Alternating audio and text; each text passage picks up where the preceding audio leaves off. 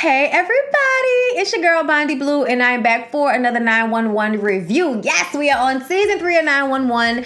It's back and let's get into my notes. Okay, so there was a 911 call from a kid who is being chased by the cops. One of the cops being Athena, okay? But Athena thought it was somebody who was just speeding and then she started chasing them and they wouldn't stop.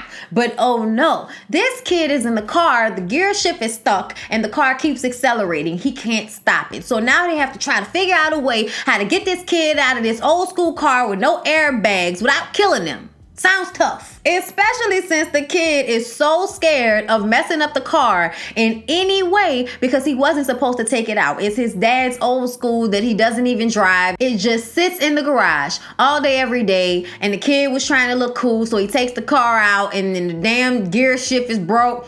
And now the kid is just flying down the highway about to die at any moment in a car with no airbags. Did I mention that? Okay, because it just takes one hit to one of these really hard metal fixtures in his car and it's kaput. Okay, it's kaput. But Maddie is trying to get him to do something in the car that would slow the car down, but he's too scared. Meanwhile, Athena is getting the fire truck and Bobby to try to pull out in front of the kid so that they can be the bumper for him to run into so he doesn't run into anything else. But first they have to decelerate his speed. So they get the daddy on the phone and the daddy of course is upset that you're driving his car, but he cares more about his kid's life than the car. So he tells his kid, what are you talking about? Of course I care more about you than that car. All I care about is you getting out that car safely, which makes the kid feel safe to do whatever Maddie asked him to do to slow down the car from 105 to 80, okay? The fire truck pulled in front of him because at some point they kind of forced him to veer off, so he was on a road that they had blocked off, okay? So nobody else was getting on it. So the fire truck pulls out in front of him. He's down to 80 and the fire truck is there. He's speeding up, okay? But he's still at 80. It stopped right there. So the fire truck puts on the brakes a little bit. It's still driving, but as soon as it makes contact and he hit the brake, then it starts to stop so that, we can stop. But the kid still hit his head, but he was all right. He had a concussion, broken nose, but his dad shows up. He lived, okay? And Maddie, once again, is proving herself as an award-winning 911 call operator. So I don't know if you guys remember or if you were watching, but last season, Buck was caught under a fire truck. Okay, they got into what was the accident or I forgot what happened. It was a long time ago. I told y'all I don't retain stuff that long after the show is over. Okay, but either way, I remember the fire truck being on Buck's leg. All right, so he's been through rehab, he's been through therapies, and he's finally passed his firefighter's exam. Finally, because y'all know he was losing it when he thought he wasn't going to be able to get back into being a firefighter. So everybody is throwing him a party at Athena and Bobby's place. Y'all know they went ahead and eloped. And so people are feeling a little sour about the fact that they didn't have any type of ceremony or reception for the wedding. Michael, Athena's ex-husband and BD,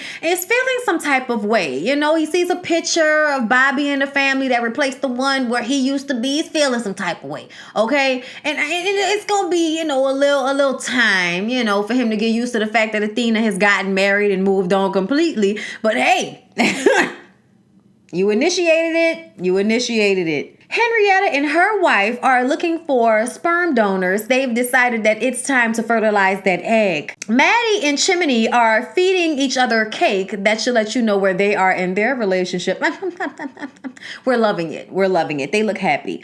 Buck thanks Bobby for being there through all of his surgeries and rehab and pushing him through to make sure that he passed, just staying on him and being supportive and helping him pass his firefighter's exam. Okay. And then all of a sudden he starts coughing and then he starts coughing up blood. And we was like, is this a dream? Is this a dream sequence? This seems like a dream sequence. Is this a dream sequence? But come to find out, it was not a dream sequence, okay? He had a pulmonary embolism. He had forgotten that he was even spitting up the blood. He just thought he passed out or something. Oh no, bruh. You threw up blood all over Athena and Bobby's nice new patio. Maddie is upset because she feels like he's been ignoring pain because he must have been feeling some type of pain in his legs and all of that. And he was ignoring it because he wanted to make sure he passed the firefighter exam without any, issues or anything. But really, he says it felt like his legs were sore. It wasn't that he was just trying to ignore it. He didn't know that that's what it was. I'm like, you knew something wasn't right, but you really want to get back to being a firefighter so bad. And I feel like this happening is showing him that maybe this isn't the route. Maybe you need to figure out another route to, be in this same type of situation, first responders. But isn't that another way for you to accomplish this goal? You know what I mean? Because it just kind of feels like the universe is telling him, maybe this ain't the move. Maybe it's time to do something else. But we'll see, okay? We'll see, because Buck is not about to quit so easy. Athena and Bobby's first party ended in a bloody tragedy. Of course, there were no fatalities, but still...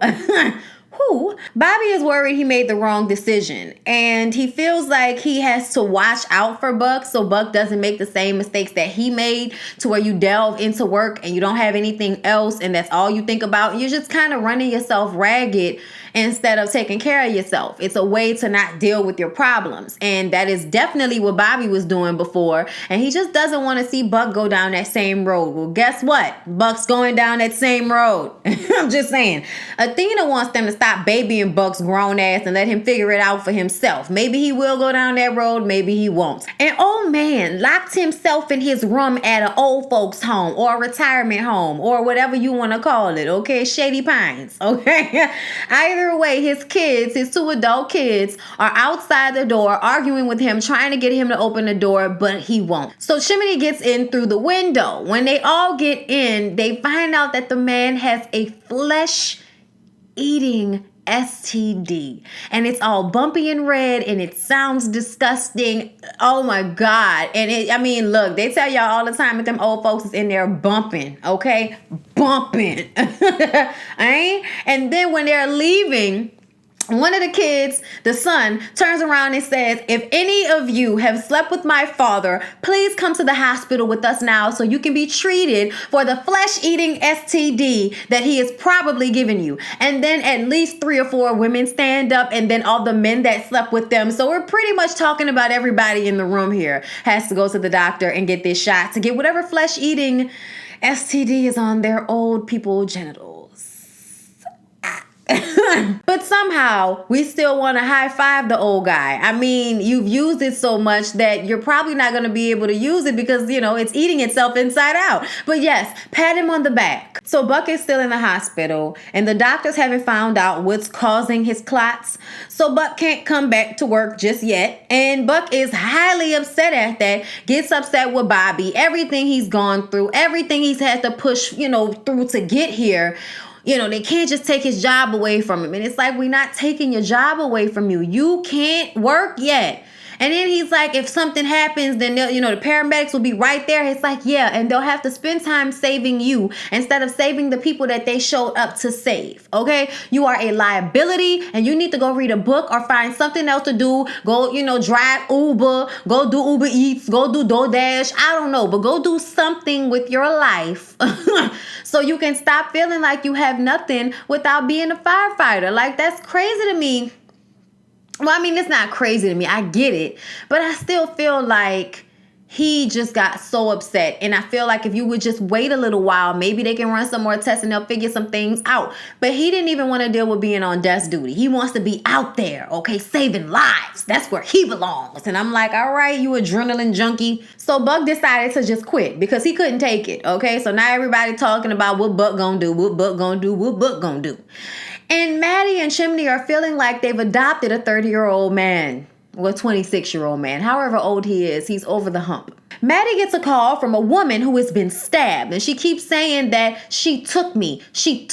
And we're like, oh my God. And when we see her, it looks like she's in the trunk of a car, but Maddie and them hadn't figured that out yet, okay? So Maddie tells her she's going to fight, and Maddie is going to help her, and they will find her. And then they trace the phone that she's on to her husband, and we always got to make sure that it's not the husband that's keeping you captive in a car, okay? But it wasn't him. He said that she was supposed to be going baby clothes shopping with her sister or something like that. So then eventually Maddie gets the sister on the phone, and the sister says that, yeah, they met up for breakfast, and then she said she was going pick up clothes from someone. She was buying clothes online, baby clothes online, you know, trying to be frugal. And I'm just like, so you couldn't just go to a Goodwill? You had to go meet somebody online, somebody that was probably crazy. Yes, somebody that was probably crazy. Okay, so they find out that she was supposed to meet the woman out in the open at a theme park, okay? Or, you know, where the carousels are. She was supposed to meet the lady there. Meanwhile, Athena has someone speeding past her, pulls the lady over. The lady has a baby in the back seat,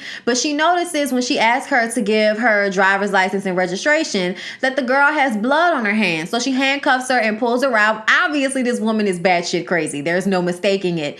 And the baby in the back seat is having respiratory failure. So they call the ambulance, and Hen and them get there. They take the baby to the hospital. They said the baby started breathing once the baby got to the hospital. So great. But now they have to try to find the woman. And at the time, they didn't know about the carousel meeting until Maddie got that information. When Bobby and Athena got there, they were looking for her car because they could not find her car. But they figured out that the woman who stabbed her and took her baby as her own with her nutty ass, Athena tried to talk to her, but she was gone. Okay, they figure out that she threw the pregnant lady into the back of the car when she was showing her the clothes. Okay, the lady's name is Jill. She threw Jill in the trunk of the car. Then she drove the car behind some huge garbage cans and proceeded to stab the lady and steal her baby like crazy as hell. Okay, and then she left the lady in the trunk. But thank God it's not New Orleans, because it would have been barbecued lady in that trunk. Okay, but they opened it and they got her out and she was okay.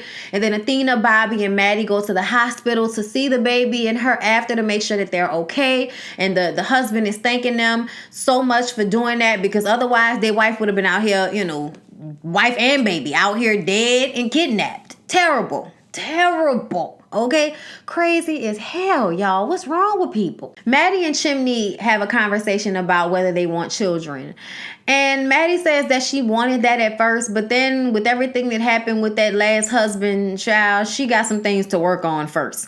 And Chimney is feeling the same way. Yeah, all the things he went through with his parents as a kid and all of that, he got issues to deal with his damn self. So for right now, they're strong maybe. But then again, they have Buck. He's their kid. Speaking of Buck, Buck has been spending all his time in the bed, not really trying to get out there and live life, feeling, you know, depressed, feeling sorry for himself. So Eddie goes and gets his ass out of bed, okay? Pulls him out of bed, said, you're going to go for a walk around the corner. You're going to get out here and live your life, because your life is not over just because you can't be a firefighter. You could have died. Why can't you just recognize that this was a win, okay? Trying to tell him something. And when he gets downstairs and he starts to pour in on himself, he realizes that Christopher is there, Eddie's son. And y'all know that Christopher is, I forgot what he has, but he's disabled. You know what I'm saying? But he's a great kid. He has a great sense of humor, and he never feels sorry for himself. So if he can't feel sorry for himself, then Buck needs to pull it together. So Buck takes him to the theme park, and they ride the rides and they play the games. And eventually, you know, while they're sitting on the pier looking out at the water, Buck tells him he really hopes that when he grows up, he's able to be whatever it is he wants to be and keep that, you know, just hoping that he doesn't have to go through what Buck has gone through. But what Buck doesn't realize is sometimes one thing brings you to another thing. This is all a journey, and nothing is supposed to stay the same the entire time. So the best we can be at moving through life as fluidly as possible, the better we can enjoy the experience of being here in the first place. And that's my jewel that I'm dropping. But while they're standing there, everybody starts walking to the pier in amazement. And I'm like, what's going on? And then I'm starting to see that the pier ain't got no water. And they got fish flopping around. And then as they turn the camera so we can see what's going on, there's a huge tsunami wave coming towards the pier. And all we see in the continuation is Buck picking up Christopher and jetting and then screaming for everybody to run. So yeah, y'all. Another natural disaster to get through for the crew of 911. All right, y'all. I hope y'all enjoyed the review. I enjoyed the first episode. It almost went by so fast because it was so good. It was just like on it. And yeah, y'all know I love this show. So I'll be back next week for sure. Please don't forget to like, comment, and subscribe to my channel if you have not already. Hey, producers at 911. I hope you guys are doing great. I'm excited about this season. I'll see y'all in the next one. Peace out.